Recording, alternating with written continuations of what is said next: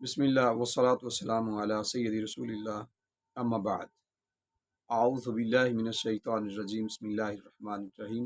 گرامی قدر احباب، آج ہم نے قرآن مجید برہان رشید سے ایک مثال لینی ہے جس سے ہم نے یہ دیکھنا ہے کہ گفتگو کے جو اجزاء ہیں اور اسلوب ہیں وہ کیا ہوگا، اور وہ مثال کیا ہے۔ یہ ایک مکالمہ ہے سیدنا ابراہیم خلیل اللہ اور سیدنا اسماعیل ذبیح اللہ کے مابین۔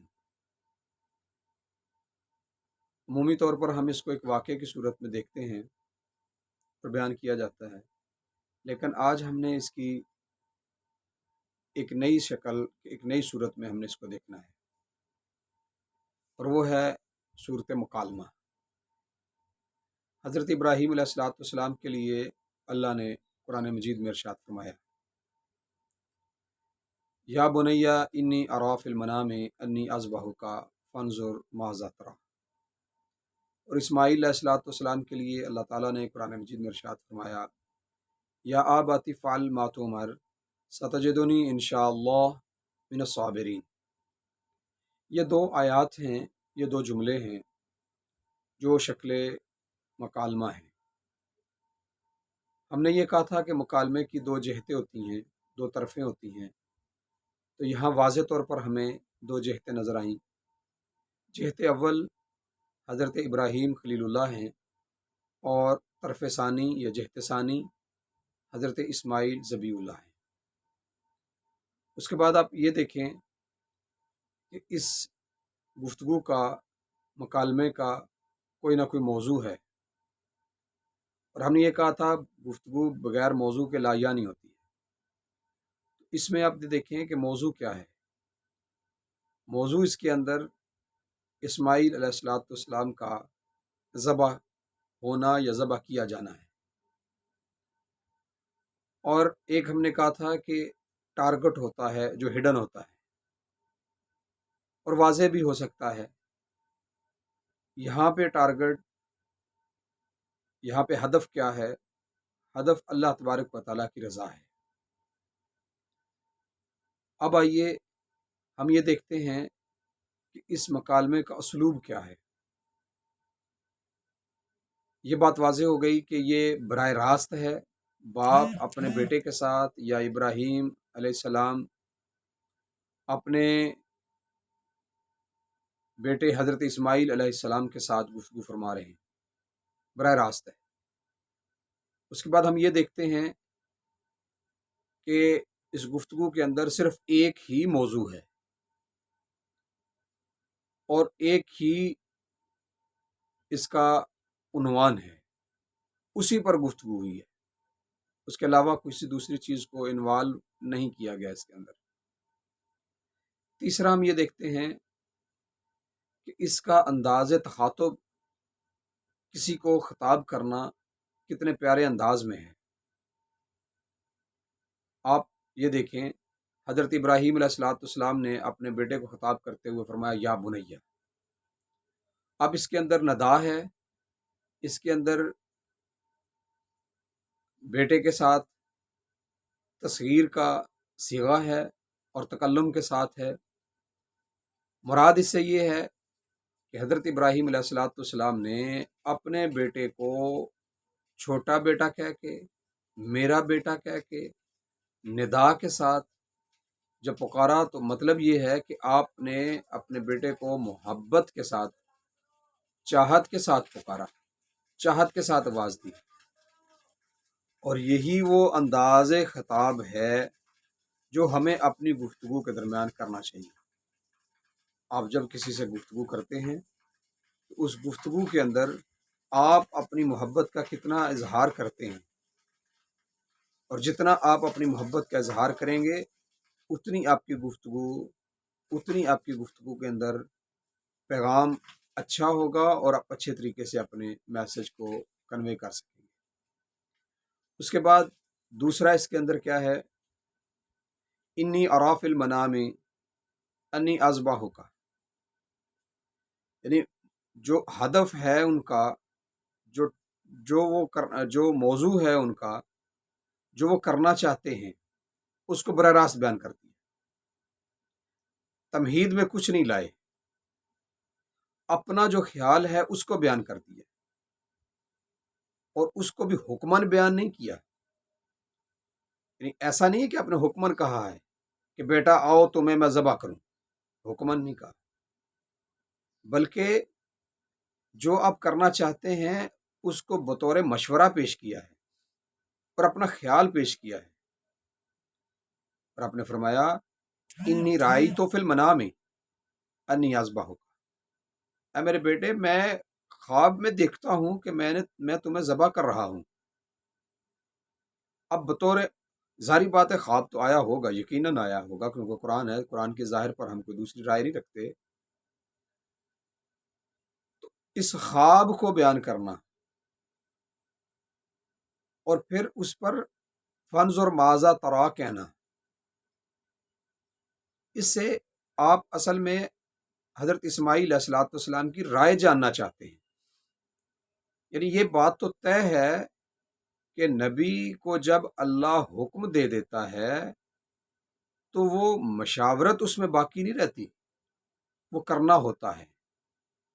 یعنی آپ اس سے دیکھیں کہ ابراہیم علیہ الصلوۃ والسلام نے وہ کام کرنا ہی ہے، اللہ کے حکم کے سامنے وہ اپنی مرضی نہیں فرما سکتے، اس کے باوجود آپ اپنے بیٹے کو مخاطب کرتے ہوئے یہ فرما رہے ہیں کیا بیٹے آپ کی کیا رائے ہے، یعنی حضرت اسماعیل کی رائے طلب کی ہے۔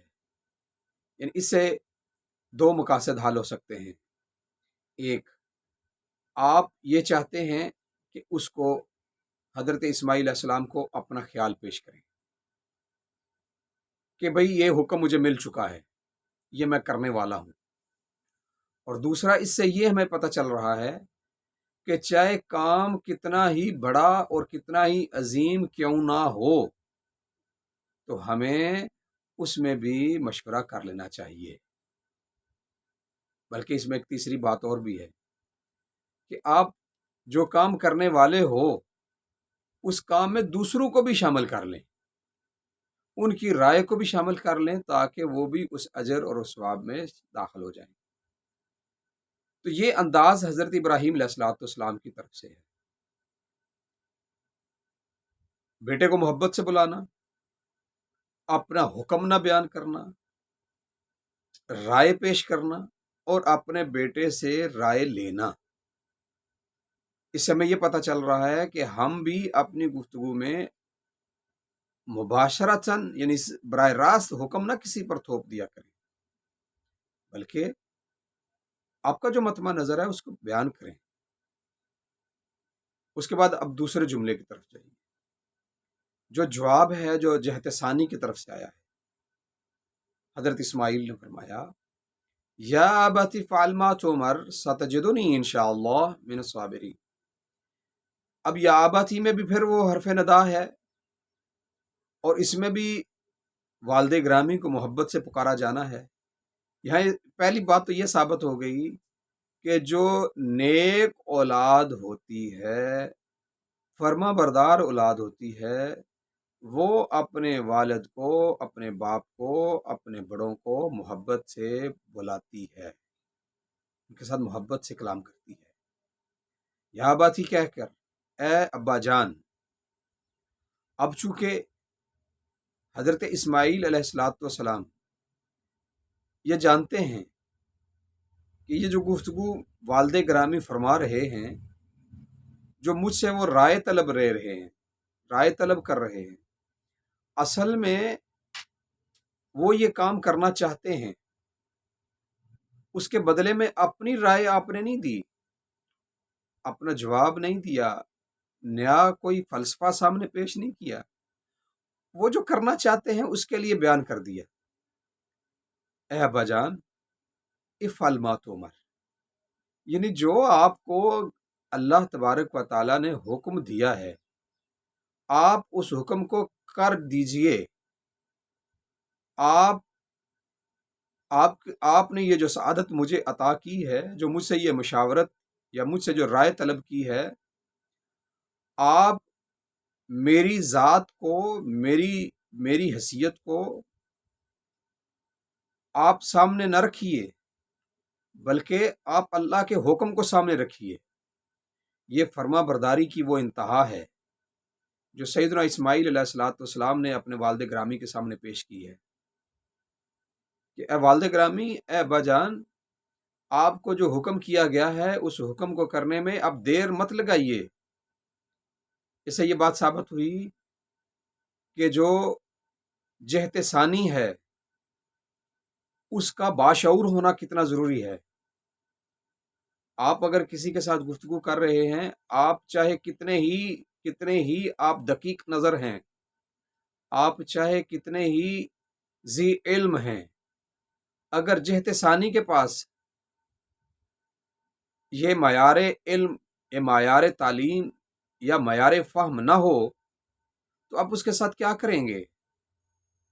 یہ بات یہاں سے ثابت ہو رہی ہے کہ جتنی جہت ثانی وہ باشعور ہوگی، جتنی جہت ثانی بافہم ہوگی، اتنا ہی جلدی آپ کا جو مطمع نظر ہے وہ سمجھ بھی آئے گا اور اس کو آپ حاصل بھی کر جائیں گے۔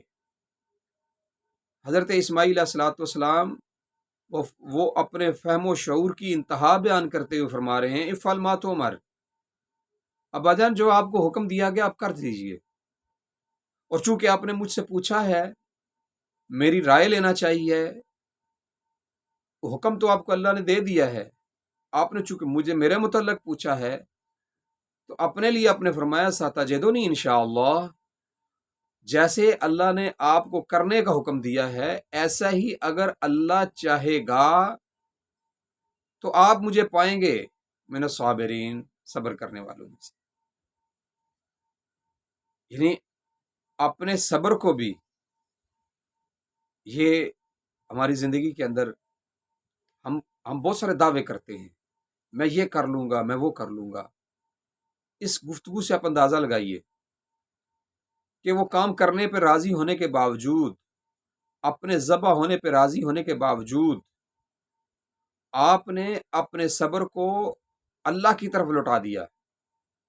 اگر میرے اللہ نے چاہا تو میں صبر کرنے والوں میں ہوں گا۔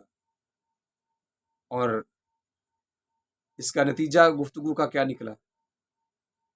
نتیجہ یہ نکلا